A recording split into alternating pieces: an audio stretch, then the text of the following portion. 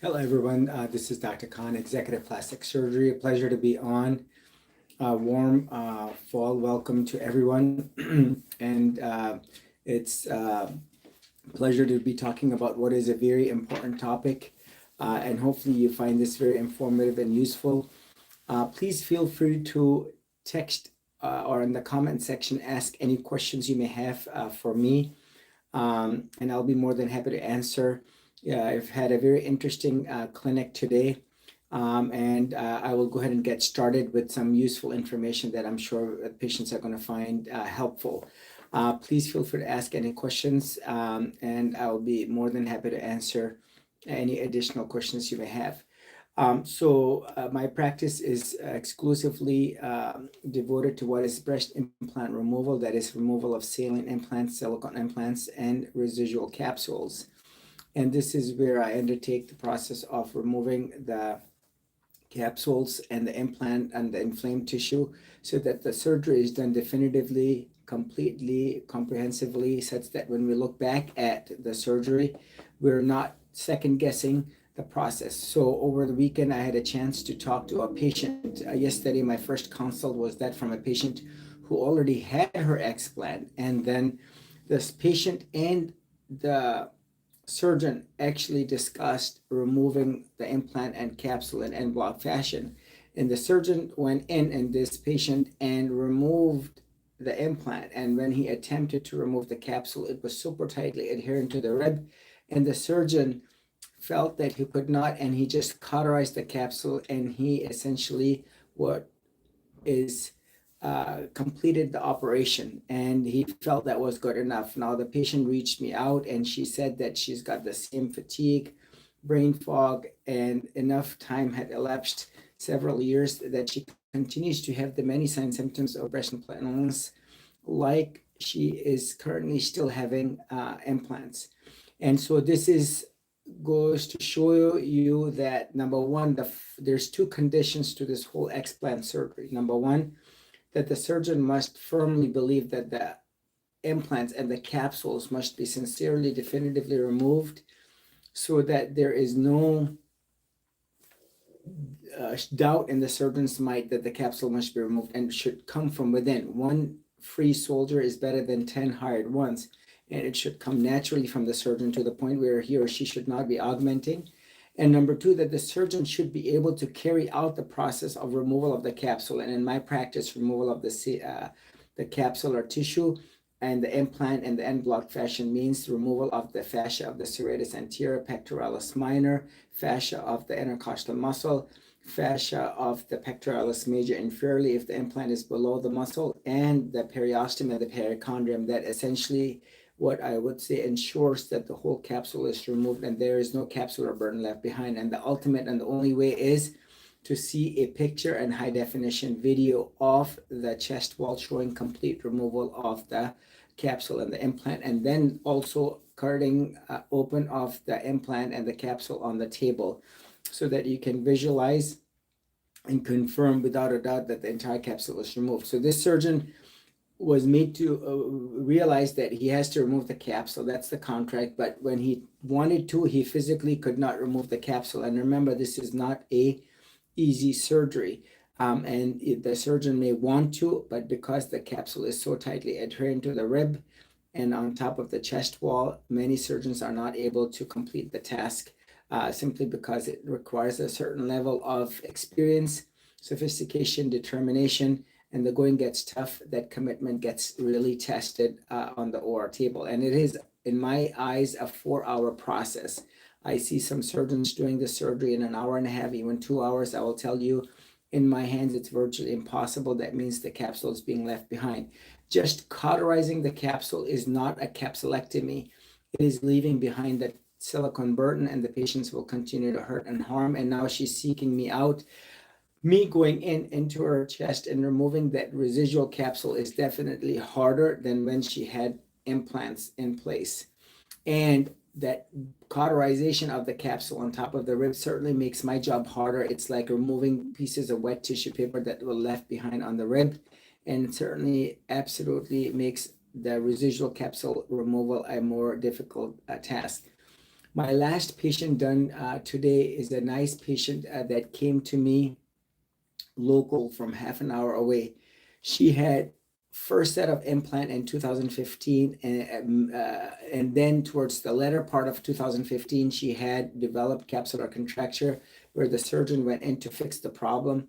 And then a third surgery occurred in order to address what was another capsular contracture, and eventually a fourth one. And then in 2017, which was her last set, she ended up having capsular contracture. And just recently, this June, she had what was a MRI done in Texas, which showed that she had fluid around the implant. Now, the surgeon went in trying to address that fluid. She ended up getting a salmonella infection.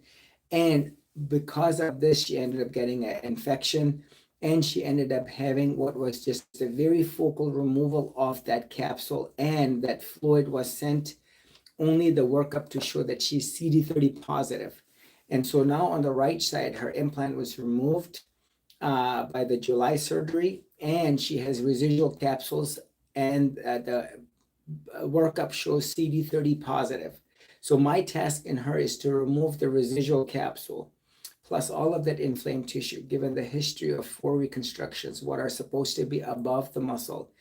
There's some records that she brought that stated that one of the surgeons said that the implants were below submuscular. So there's already a discrepancy there. And she has what is history of moderate effusion, which is fluid around the implant. And so I have to remove not only that residual capsule, but that inflamed tissue, the scar tissue, directly on top of the rib for what has been multiple 2, 3 previous attempts by another surgeon. And then on the left side, she has a double bubble deformity, an implant that was left in place that was not removed because they just wanted to work on the infected part. And so there is an infection that was just cleared and evacuated from a month and a half ago that needs to be ultimately addressed along with the residual capsules, history of possible lymphoma. She has a palpable lymph node on the right axillary area that certainly needs to be worked up because she has what is a CD30 positive, and there needs to be a more representative capsule that needs to be removed. So in her, she's going to get an oncologic operation, cancer operation, and she's going to also get what is complete inflamed tissue, residual inflamed tissue removal, because that is part of the infected tissue that she had. And she had what was removal of some of the breast tissue as well, given the significant infection. So her case is very severe. And on the left side, I'm going to remove the entire implant capsule and inflamed tissue, what is supposedly above the muscle, and then sending the capsular tissue off. Remember, if there's any fluid around the implant, there's a big red flag for the rare BIA-ALCL that must be sent to cytology to rule out that lymphoma. We know for a fact that the number of BIA, which is breast implant associated anaplastic large cell lymphoma cases, are underreported. The many surgeons are not removing the capsules, and if the capsules are not being removed, they're not being sent to pathology. Even if they're sent to pathology, the CD30 analysis is not done, and even when the CD30 analysis is not done, it's not being done at a representative sample. So in my the patients that come to me from far away, the patients, all of them get capsules removed completely definitively, so there is no second guessing the process. So in my patient pool in the last year and a half, 3 of my patients have had CD30 positive. This is once they have completed the surgery. I did not have to go back in them to remove any residual capsule because their capsular tissue was removed to begin with.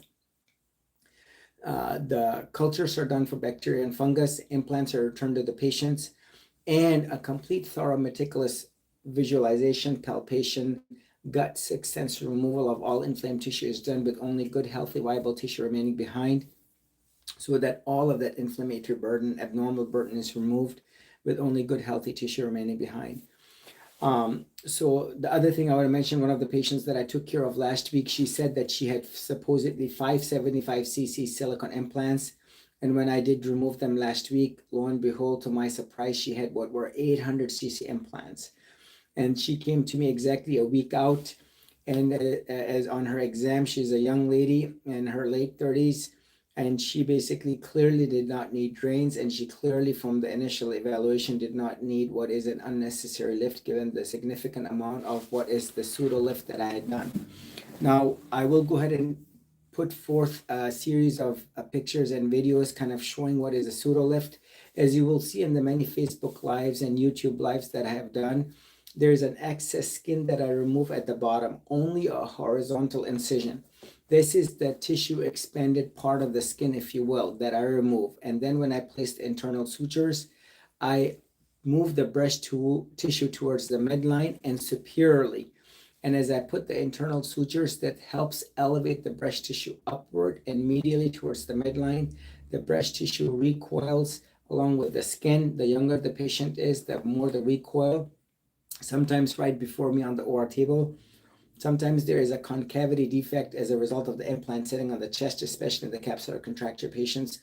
One side may be normal and healthy appearing overall, the rib cage contour, and on another side she may have a deficit, if you will, where the implant was sitting, so that once the implant is removed, the rib cage tends to basically pan outward, and that will add overall to the aesthetic contour. With the implant removed, no, the breast tissue is not going to be pulled down, gravitated down, so the breast tissue will recoil.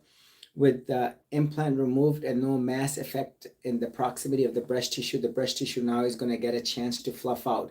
Any implant in the proximity of the breast tissue causes the breast tissue to atrophy, diminish, or decrease. And then if you ask me, I tell my patients required that 6-8 weeks they gently start working out, so they build not only on the pec major but the pec minor, latissimus deltoid serratus, and that certainly adds 5, 10, 20% muscle mass to the chest. That overall adds to the aesthetic contour.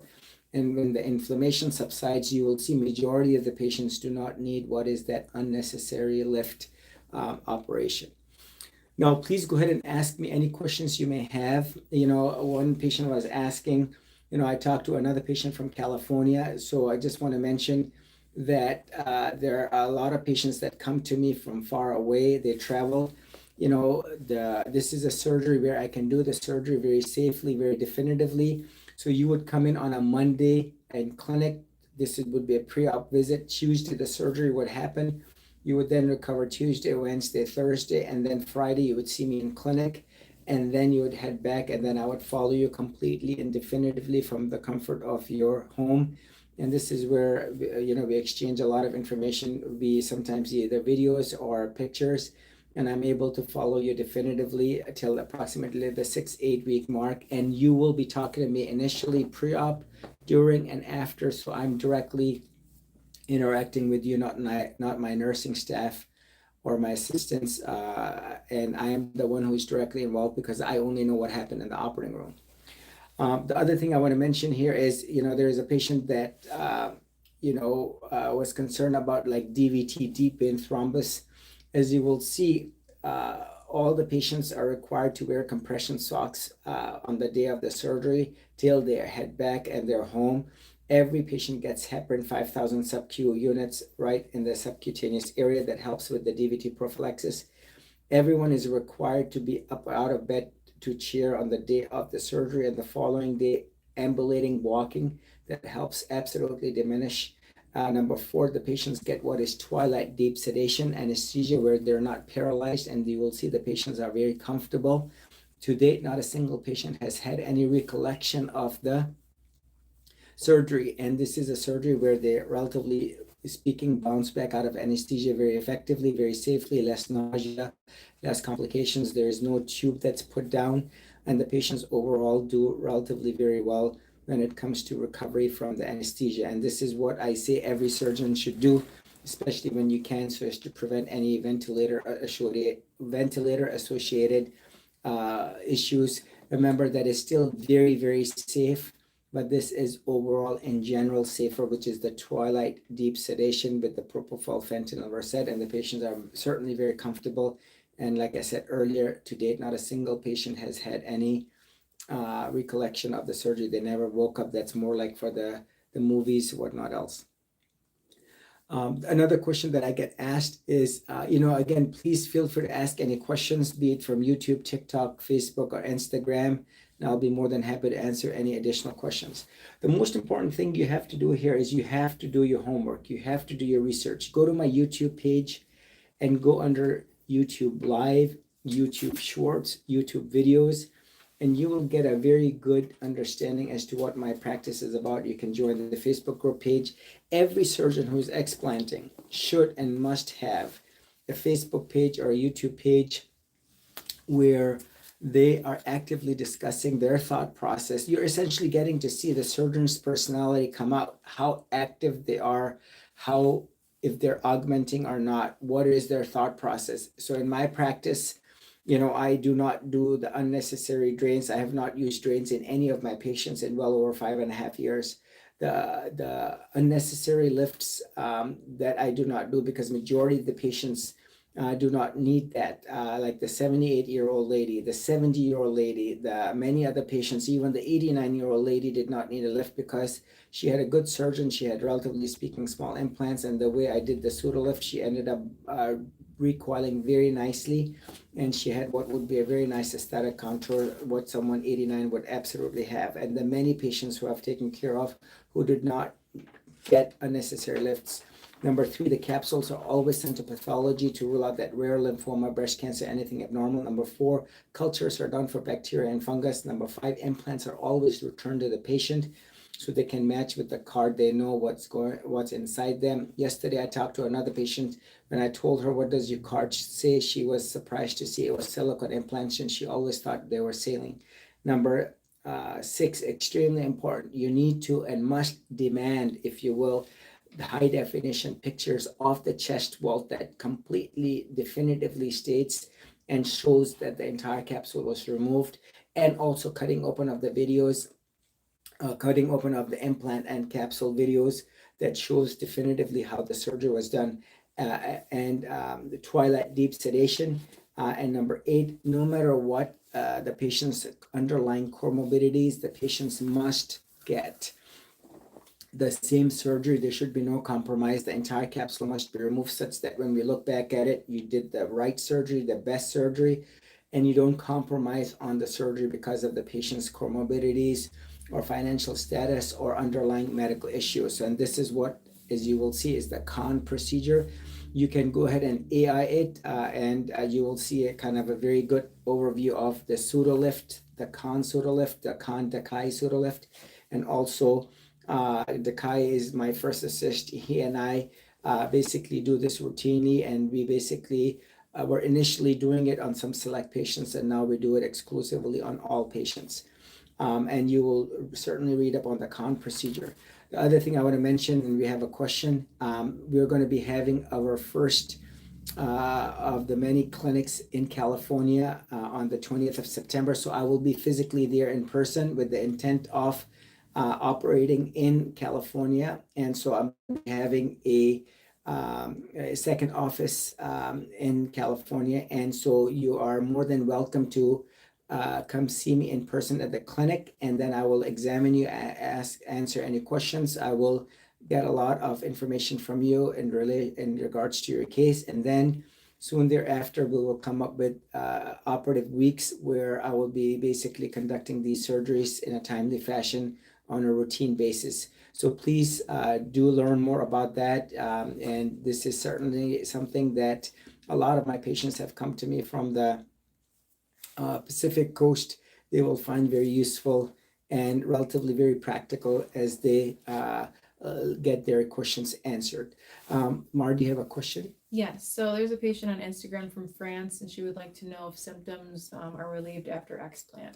So this is a very good question. Are the symptoms relieved after explant? Now, as you will see, so when a patient comes to me, I do the questioning, and I ask the patient, what are the symptoms that you're going through? So I have the patients, this is the, following symptoms of breast implant illness, from fatigue, brain fog, muscle aches, joint pain. Remember, these are the hallmark features of what is breast implant illness. Today, I saw a patient with scleroderma. Now, she has implants. I will tell you, anyone who has rheumatoid arthritis, scleroderma, diabetes, any of these other immunological compromising situations or autoimmune phenomena like MS, they should get their implants out, because you don't want to compound what is the underlying autoimmune phenomenon versus with what is a potentially underlying illness that the patients may have. So for example, if you look at the Mentor advertisement right here, and this is the black box warning, it says patients receiving breast implants have reported a variety of systemic symptoms such as joint pain, muscle aches, confusion, chronic fatigue, autoimmune diseases, and others. Individual patient risk for developing these symptoms has not been well established. Some patients report complete resolution. Complete resolution means cure of symptoms when the implants are removed without replacement. Remember, this is the advertisement, this is the black box warning. These are the symptoms that I asked the patients to check. Now, this may be the 39-year-old patient who is hurting from like vision problems, headaches, dizziness, migraines, anxiety, panic attacks, which is a big part of what is breast implant illness, mood swings, emotional instability, depression, ringing in the ears. So very typical patient. The patients are relatively young or old. They have all these symptoms that are checked off. And now these patients are hurting. They've gone to their doctors, their endocrinologist, allergy immunologist, they've gone to the rheumatologist, a primary care doctor. And believe it or not, a patient that came today, she was going to be put on CellCept, which are transplant medications to suppress the immune system, so they don't reject an artificial, they don't reject a kidney transplant, for example. These are these strong medications to put a band-aid on the problem.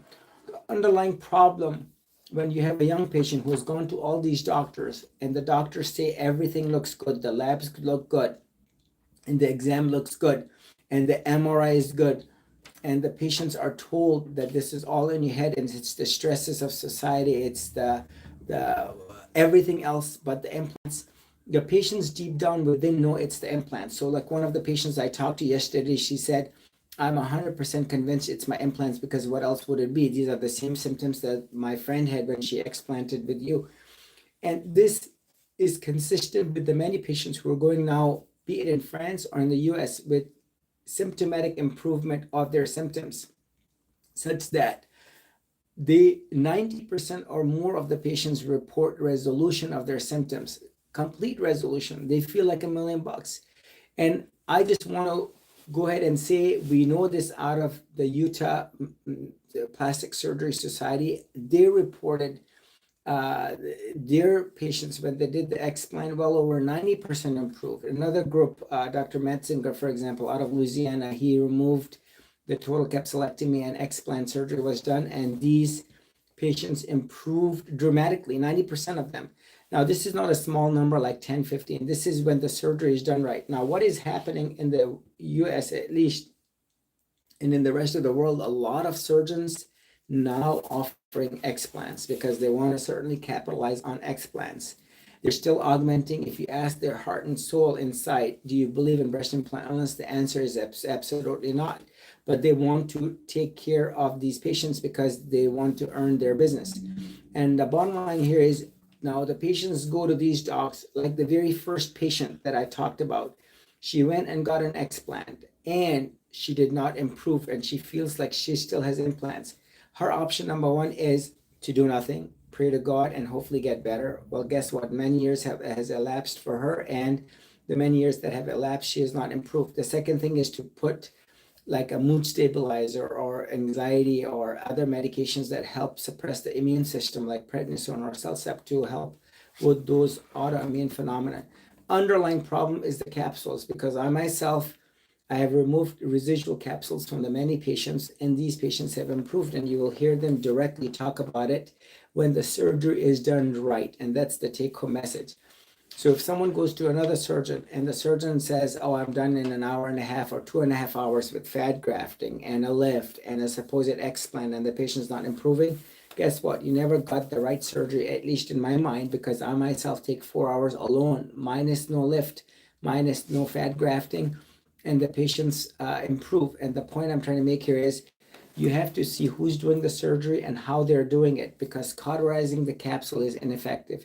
You have to physically see the entire chest wall completely free and void of the capsule, and that the surgeon has shown the cutting open of the implant capsule on the table and sent the capsule to pathology so you can measure the size of the capsule so you know exactly what was removed, because any pathologist will quantify and measure what is the dimension of the specimen that was removed. So if it's like a 500 cc implant and the capsule that was sent was like 3 by 5, you know that absolutely the residual capsule was left behind. So absolutely 90% of the patients or so more improve. In my experience, a patient has had a ruptured implant for 2 decades, and she got her implants from like 1975. And now there is silica within the lymph nodes and in the periphery. No matter how much you remove the implant and block and the capsule, the silicone burden remains behind, and that toxic burden continues to hurt. And it is those small subset of patients, at least anecdotally, that I find that have not improved completely from their symptoms of what is silicone reactivity and silicone toxicity. Another question, Dr. Khan, is it normal for implants to hurt after 4 years? So implants should not hurt after 4 years. Implants should normally sit in the body and they should feel like a volume that has been added, but pain should not be a post-operative course, especially after the first 6 months to 9 months. Now, I remember any surgery takes up to a year to settle, but it is wrong, improper, and no one should live with pain 4 years after, 3 years after, even 6 months after. You should see that the symptomatic improvement should indeed be occurring as a result of cutting the muscle. Remember, it's a very, I use the word involved surgery when the implants are placed below the muscle. Any good reputable board certified plastic surgeon, let me correct this, any good reputable board certified plastic surgeon should not be doing implants because of the eventual hurt that they ultimately will cause. Why do I say this? If I'm a patient and I read this first line, breast implants are not considered lifetime devices. The longer people have them, the greater the chances are that they will develop complications, some of which will require more surgery. So just this weekend, I talked to a patient, she just had implants for 5 years, and her symptoms are going through the roof. So you never know, it could be you, maybe 20 years later. It's like you're playing musical chairs and your time will be up maybe 15 years later. Remember, they are not lifetime devices. So the bottom line here is that you need to understand that any good reputable board certified plastic surgeon would not be doing something that eventually ultimately will only hurt. So if it's a young patient who's doing implants, they need to be aware that according to this quote, MRI screenings are recommended 3 years after initial implant surgery and then every 2 years after to detect silent rupture, which basically means that you need to get these surveillance according to the guidelines of the manufacturer. They're telling you this. And so there needs to be monitoring. So any good reputable board certified plastic surgeon will put the implants below if they did in their part of the career, because that's a better location, less contracture, less problems, less infection, less everything. But remember, look at the patient I operated on 13 days ago. She had a full-blown infection on the right side. It started spontaneously on the 1st of August and to the point where 13 days later, I had to operate on her. And the point I'm trying to make here is that it can occur. And so this is why the surveillance is very much key. And you need to get this monitored so that if you have problems, no one should be in pain. I took care of a patient. She's actually a physician out of Ohio.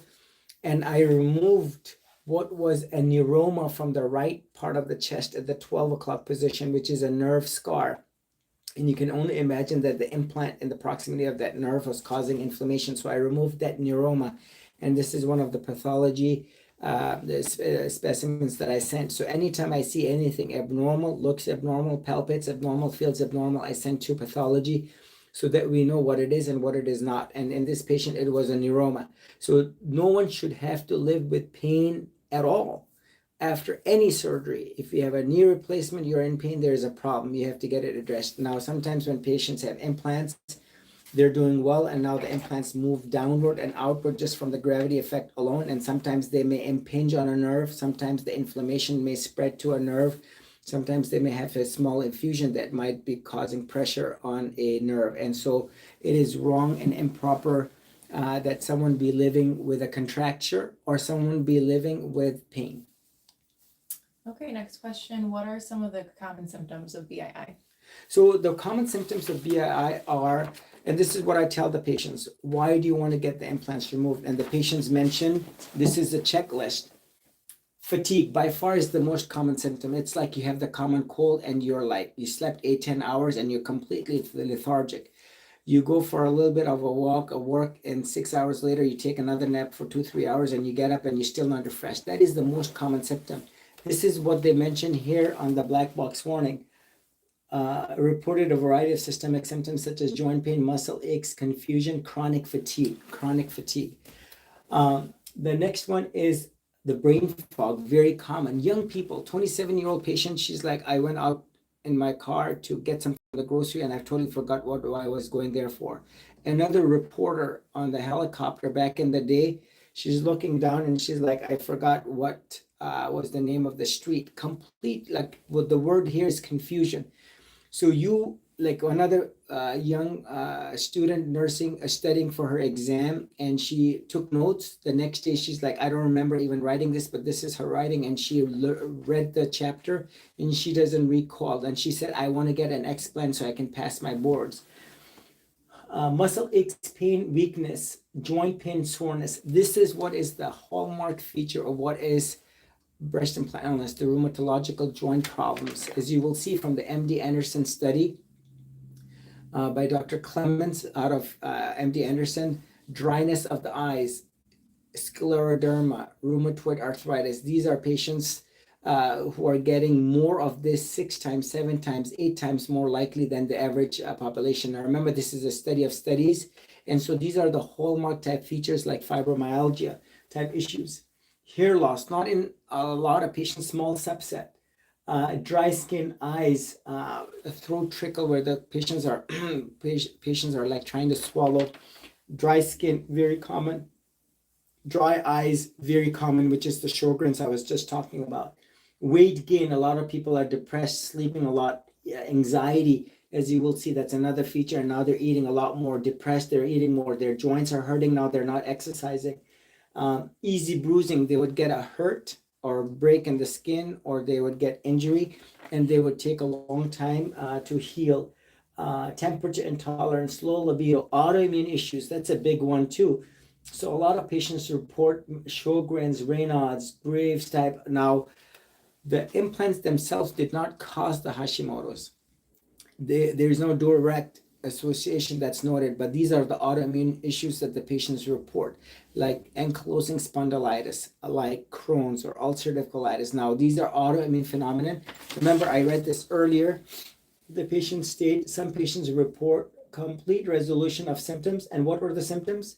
Confusion, chronic fatigue, autoimmune diseases. Autoimmune is a big umbrella of problems that the patients report. Night sweats, skin rashes, insomnia, estrogen, progesterone, hormonal imbalance, swollen tender lymph nodes in the armpit area, upper neck area, tingling numbness in the arms and legs. Also, not everyone will get it, maybe a small subset, 5-10%. Tingling numbness around the arms and legs, burning around the chest, relatively not that common, but absolutely does occur.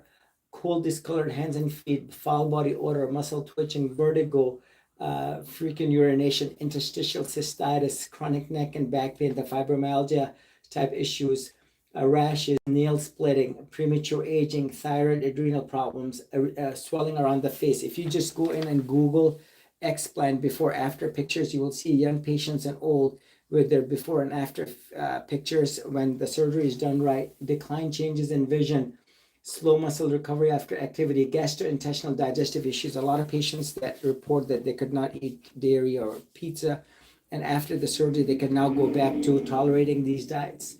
Sudden food intolerances, allergies, chemical sensitivities, persistent infections, for example, UTIs, small subset of patients, suicidal ideations. I talked to a patient, she herself had a small time when she had the implant, suicidal ideations, shortness of breath, heart palpitations. A lot of patients, as you will see, young that have come who've gone to the cardiologist, they've done the Holter monitor, stress echo, and these palpitations were determined to be anxiety or panic attack related, but their heart was fine. A small subset of these patients have complete resolution of these symptoms, and you hear the patients themselves talk about it.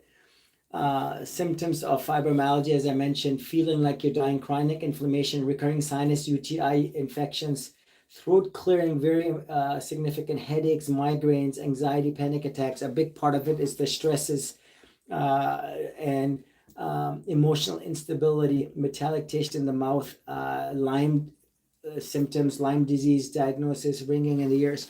So remember, it encompasses and touches from hair follicle all the way down to the plantar fasciitis.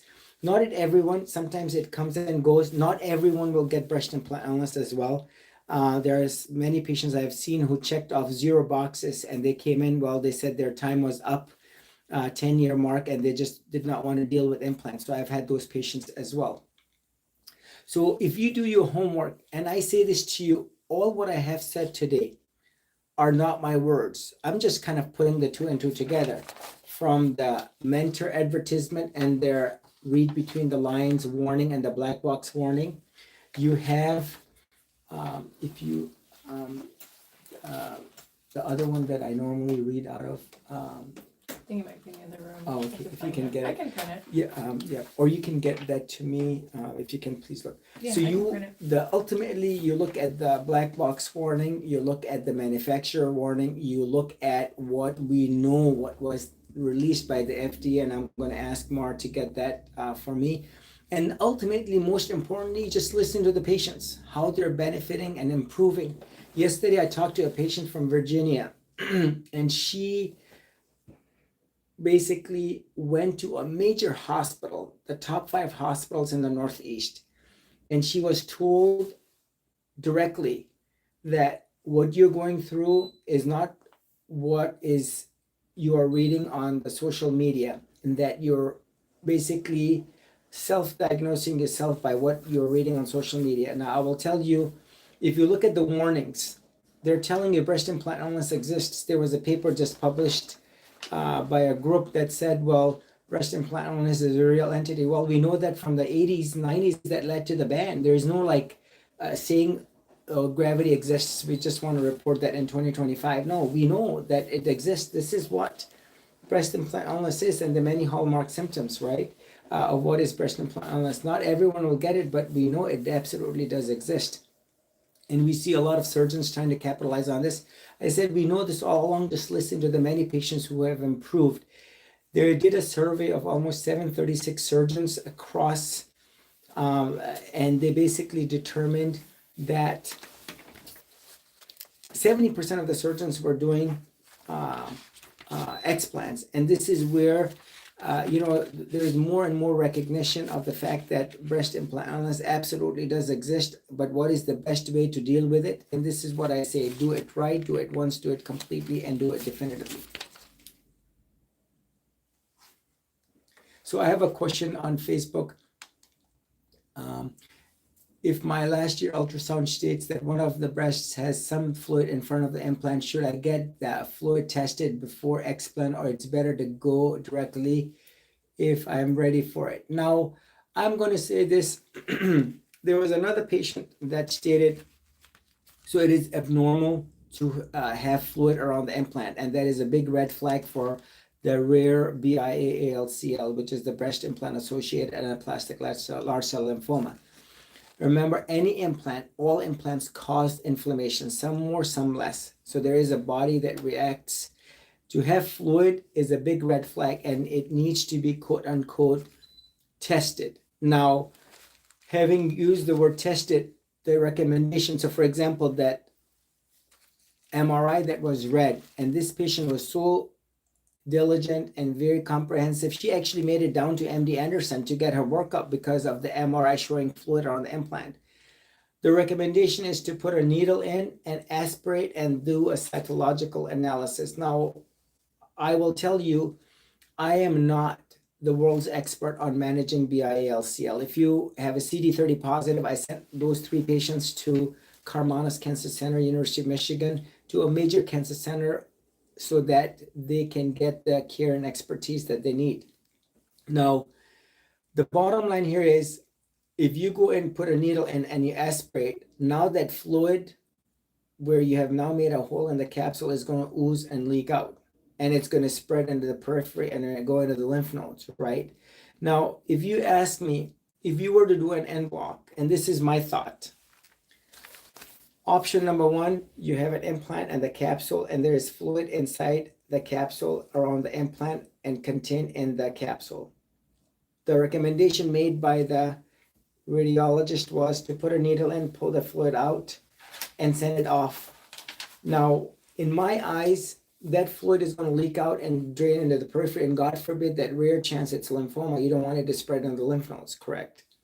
Option number two, you might as well go in, get the entire end block so everything is contained, none of that supposed fluid spills into the chest, and then you send it off, and let's say that very high chance it's not lymphoma, at least you have the peace of mind, none of that fluid spill into the chest. And God forbid, if it is lymphoma, none of that is going to potentially cause harm because it never spilled into the chest. That's the same thing where the ultrasound may show what may be a ruptured implant. Remember, the ultrasound is not the standard of care.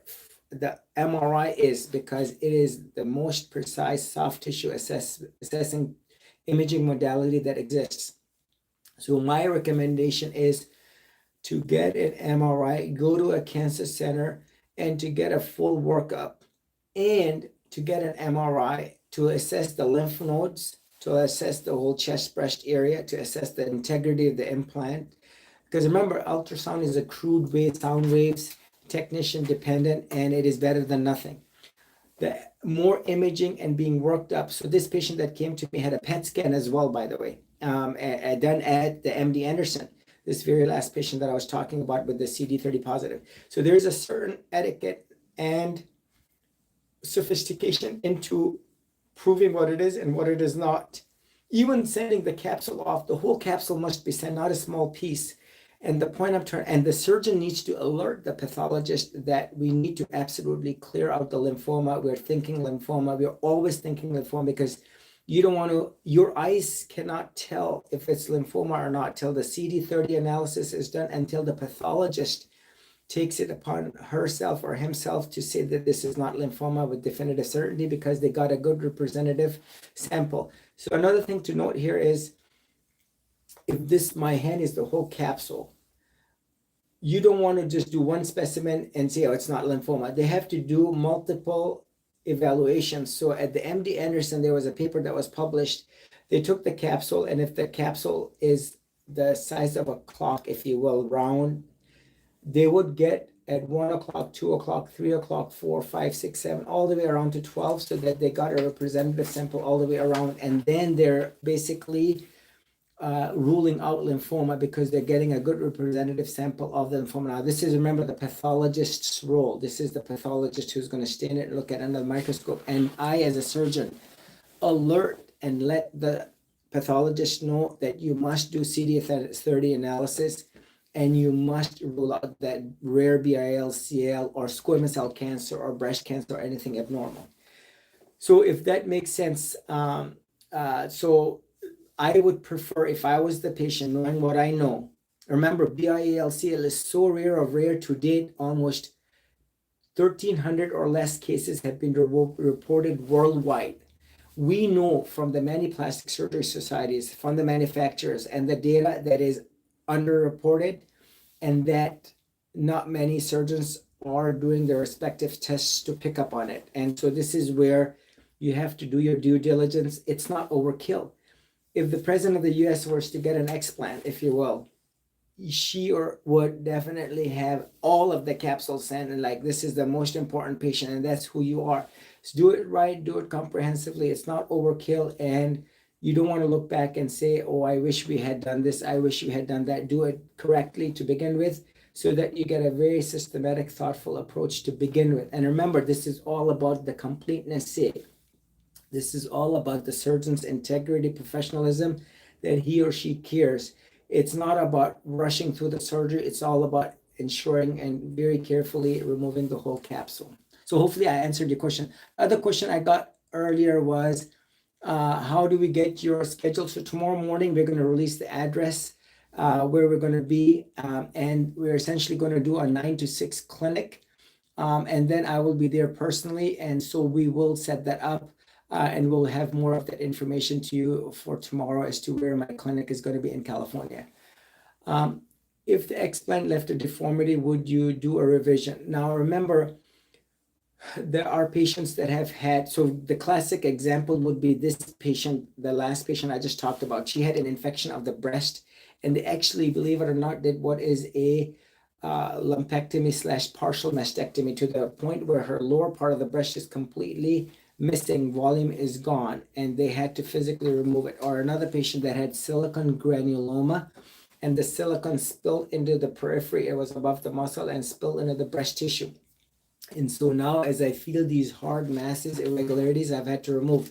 Now there is a deficit. So what I do is, in that situation, I remove more of the skin on that side, and equally so. So I kind of, if you will, help contour it such that the deficit would not be noted, as I have removed the skin and the volume is precious, and it helps contour it. Now, depending on how much of the breast tissue remains, the first part of the goal here is you do not want to do like a full reconstruction, like doing a reduction on one end and leaving the other one alone, because if you do too much on the day where there's a lot of inflammation, then that may end up hurting, or there might be wound breakdown. Remember, the breast tissue where the implant is potentially ruptured, or there's a lot of inflammation, and you see the dilated veins and it's irritated, or you do not want to do too much surgery on a day where you're able to do it, but later on now you have nipple necrosis, like that happened to that patient 2 weeks ago that I saw in clinic. A very top 3 plastic surgeons in Michigan who did the surgery, and the patient ended up having a nipple necrosis. You want to let yourself heal from the explant, and then eventually, if needed, I go out of my way, even on the 89-year-old, the 77-year-old patient, to make her look aesthetically as best as I can, because that's my bind to her. If I'm 77, if I'm doing my surgery, I want the best results. I don't want anything second. Do you have another question, please? I do, yes. The patient from, or potential patient from France, she said that the doctors over there say that it's very unsafe to remove the capsule, and that your body will absorb it. She wants to know why they are saying that. So, unfortunately, I use the word unfortunately. This is the wrong message. And I say this where the capsules, I have removed capsules even 20 years later from patients who had just the implants removed. We know of the many patients where their capsules were left behind, and these patients did not improve. Now, there is a subset of patients where if the capsule was left behind and the implants were just removed, the patients felt a whole lot better. Maybe that was the 70% better and not the 100%, right? We do not know. The bottom line is fact. The capsules do not dissolve away. They are scar tissue. They are indeed very much left behind, because that's the body's chronic scar, if you will, that is some less, some thick, and that does not get absorbed, period. Case closed. It does not get absorbed. Yes, this is difficult surgery. The general consensus by the Canadian Plastic Surgery Board, American Board, and European Board collectively, and this is a lot of prominent, very big, notable plastic surgeons who direct and run the society, right? They say it is difficult surgery. Yes, you bet it is difficult. They say it is involved. It is a surgery that not everyone can reproduce. It is long, it is tedious and risky, and it sure is. Now, I will tell you, doing a open heart surgery, doing a lung resection, doing a Whipple procedure, cutting part of the pancreas cancer off, doing adrenalectomy, or doing even a gallbladder surgery. These are dangerous operations too, right? You can nick the common bile duct, you can have bleeding from around the liver. Now, remember, just because it's difficult doesn't mean that you not do it. Just because the patient is older or on prednisone or sicker doesn't mean that you do the surgery by the bedside in the ICU setting, right? Now, you can optimize the patient, get the patient ready, and then ultimately determine. I have a patient that was relatively very sick. I ultimately said, I'm sorry, I'm not going to be able to operate. I don't think I should do the surgery, and neither should you go to anyone who will do the surgery because you have to get optimized because we don't want any issues on the operating room table. Going back to the point, yes, it is long, 4 hours in my hands. Yes, it is risky. And yes, it is involved. And it is, if you ask me, justifiable, right?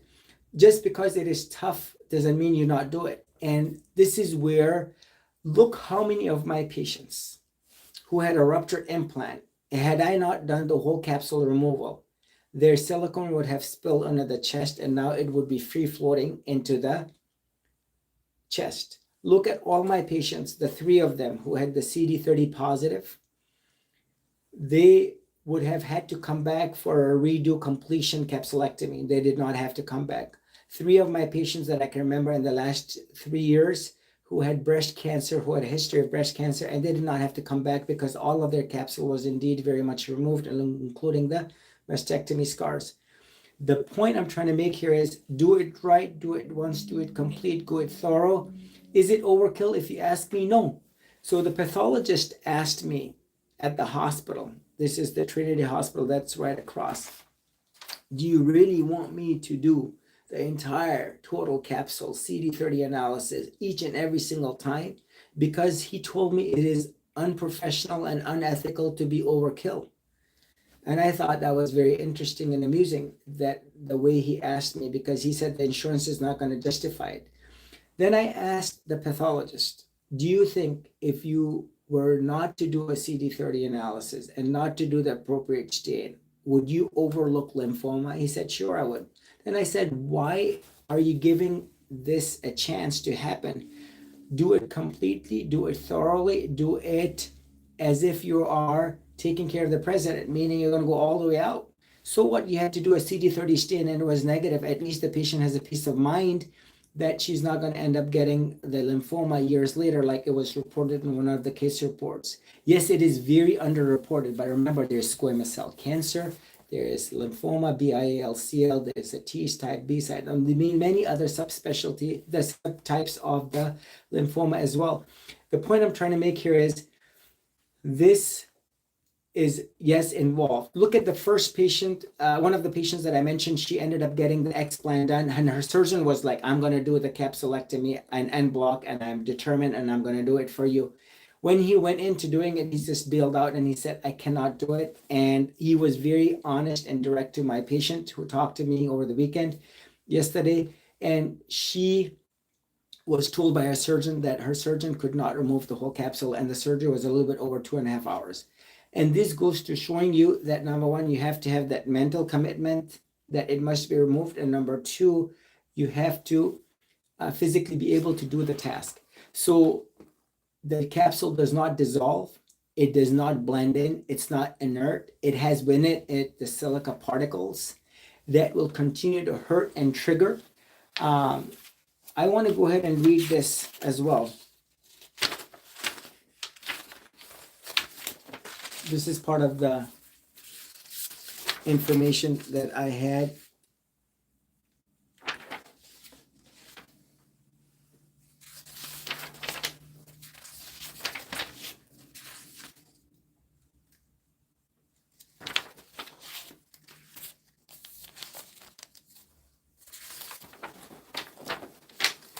I understand. So this is, let me go ahead and show you. This is the breast implant, certain labeling recommendations to improve patient communication, guidance for industry, FDA staff, issued September 29th, 2020.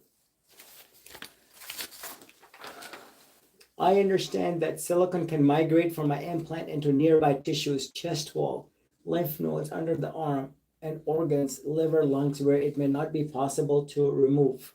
So this is where it goes into the periphery.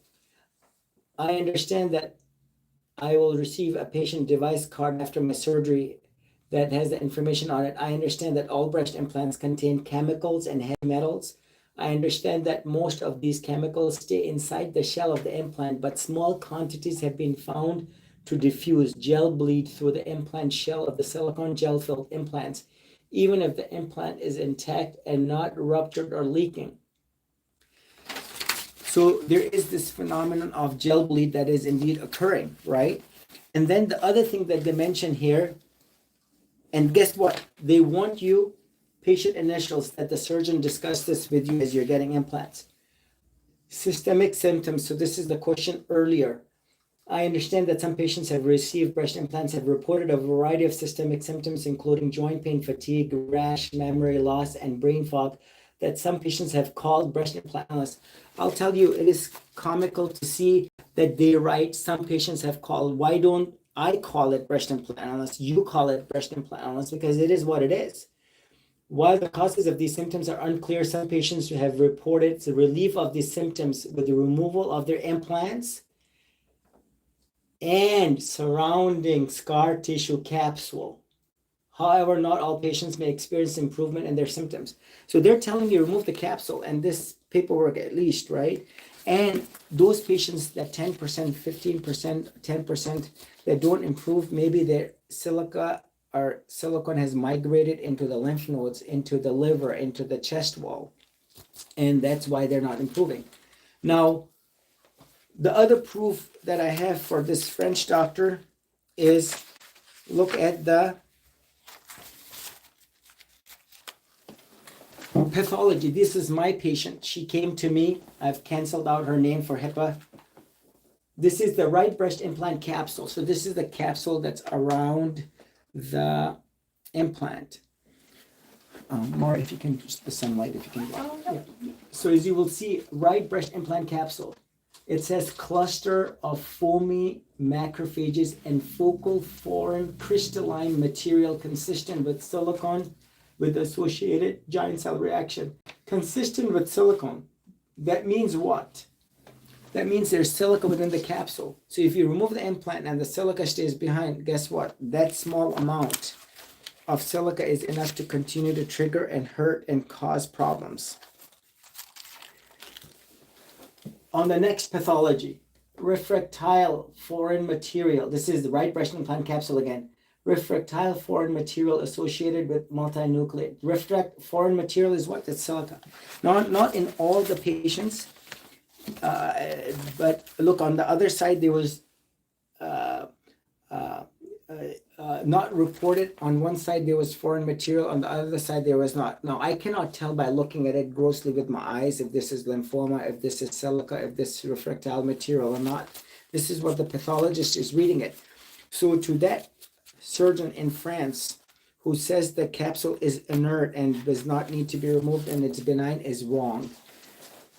It's wrong for this reason, where they're telling you, the FDA is telling you to remove the capsule, where is wrong because those patients that have had residual capsules removed by me and they have improved, that is the proof. The pathology of my patients is the proof.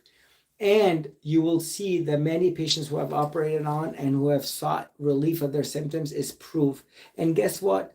You look at any major plastic surgeon in any major city of the United States, Los Angeles, Houston, Dallas, New York, Toronto, Miami, the word en bloc total capsulectomy is synonymous with the word explant. They write this word down because they realize this. Now, don't tell me, and this is the big, I use the word challenge. Are you telling me all these, I use the word now, thousands of surgeons who are explanting and they're writing total capsulectomy en bloc, are they just making this up? No, they do it every day. They sell it to the patients. It's on their websites, right? You look at the supposed list of plastic surgeons that's floating around, and I'll talk about that. Are they all, quote, making this up? No, this is what is, and what the patients are starting to realize, even though the administration is trying to say, well, don't do this exaggerated surgery because it is not called for, it is too much, it's too dangerous. Well, you have to do the right surgery. If I'm a patient and I come in and I have implants for 9 years, 15 years, or even 5 years, and my implant is ruptured, I want an en bloc done. How do I know going into the case my implants? So you don't want to shortchange that patient and now, oh, I should have done an en bloc because I could never imagine 5 years into the case the implant was not ruptured. This happened to my patients. She had an implant from 2021. 4 years later, her implant was ruptured, and you saw the Facebook Live. Another patient that came to me from Kansas City, Her surgeon went in under local trying to remove the implant, and lo and behold, he makes the cut, and there's free floating silicone pouring out of her chest on the left side. And this was a ruptured silicone. And his total surprise was, oh, I cannot believe it ruptured in just a short period of time. And this is why they tell you get an MRI at year 3 and every 2 years thereafter. And so if you think about it, putting the two and two together, if there is, God forbid, fungus. Last week, I talked to a patient who had mold removed from her cultures, and now she has to go to infectious disease. That patient already got her complete capsule and implant and all the foreign material with only good, healthy tissue remaining behind. So she doesn't need any more surgery from me. Doing it right, doing it complete. If there's any fluid around the implant, I don't let that spill into the chest, and doing it definitively, convincingly, and sending the fluid off. So there is a certain finesse. And remember, this is the reality of the situation. Just because it's hard doesn't mean it cannot be done or should not be done. Everyone deserves this world-class best care, so that when you go into the surgery and you come out, and this is what I've said, 20 years from now, I cannot imagine anyone else doing the surgery any differently. If I come out of the surgery, I don't second guess, oh, I should have removed it. No, I remove it. If I'm ever sitting on the fence and I say, should I remove it or not, this tissue that's around, like that neuroma on that patient, which is a nerve scar, which is painful, I will remove it, because I don't want to leave that behind and second guess, because there is no second coming back. So hopefully that answers your question. And remember, all what I said today is what is already out there, not my words. I'm just putting it two together, and I'm giving each and every single patient the best shot. If I didn't believe in any of this, trust me, I'm better off putting in implants tomorrow, which I will never do, because ultimately everyone is going to get hurt sooner or later, right? They're not lifetime devices, like I read. And I just want to mention this one patient that I talked to yesterday. I did a total of 10 consults yesterday. I myself did talk to 10 patients. One of the patients I talked to, she said that she went to a surgeon who was recommended on that list. And I said, I know what list you're talking about. All of this list is the bogus garbage list. There is no board of American explant surgeons that sits together and authenticates. These are people who are laymen, laywomen, who come up with this list because they get financial kickbacks, they get priorities, they know God knows what. And there is, how can you assess, are you even a surgeon? How can you authenticate? How can you do all of this? I was once put on a list of top 10 surgeons of the US. I said, this is a garbage list, get my name off. Because the person who wrote this article put in the top this, Dr. Chen, Dr. Feng, put my name, and then squeezed another one of his surgeon friends in, and now his surgeon friend is now labeled as the top 10 because he's part of the group. Who wrote that article? There is no consensus in all of this. Every surgeon is doing their surgery differently. Even within their practices, the surgeons are doing the easier surgeries and now posting online. This is how it's done. I'm a world expert and I'm world renowned, and this is who I am, and this is what you're going to get. This is all pure, utter, I use the word, made up stuff. The ultimate finesse is you talking to the surgeon directly, not the PA, not the medical assistant, not the receptionist, not the office manager, but to not even a liaison. I have had a lady who claims herself to be an advocate talking to my patients who are coming here to me to get the surgery. And this advocate is telling you should turn around and go to this world-class surgeon because she's paid by that surgeon.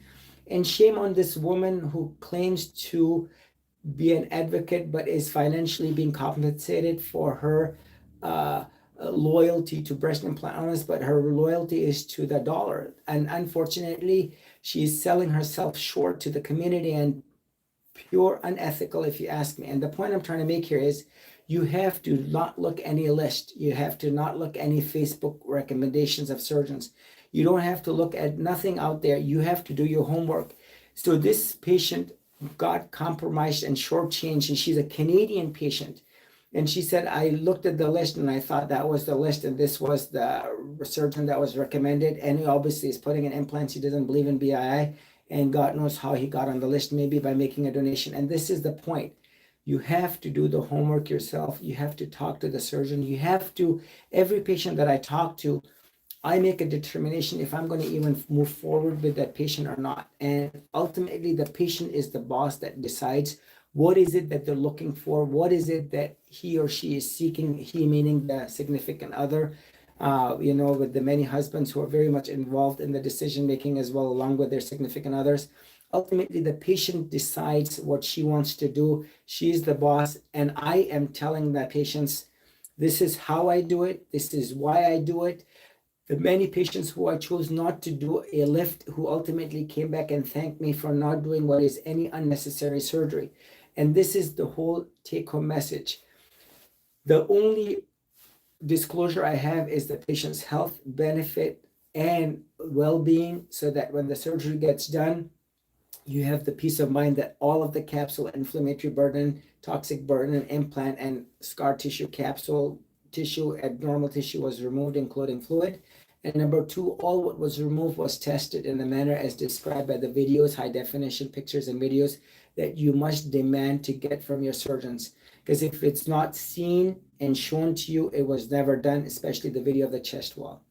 Now I have time for one more question. So there is a lot of heavy information on this Facebook Live, YouTube, TikTok. Share it with your friends who I would say that you connect with another one who wants to explant, another person who is explanted already. This is what every patient should be doing, connecting with the surgeon's previous patients so that you can see what the surgeon's all about, what the surgery is all about, what is the pre-post-op care, who do you get to see, who manages you post-op, is he using drains, is he doing a lift, what type of surgery, what is the level of sophistication that is being provided to each and every single patient.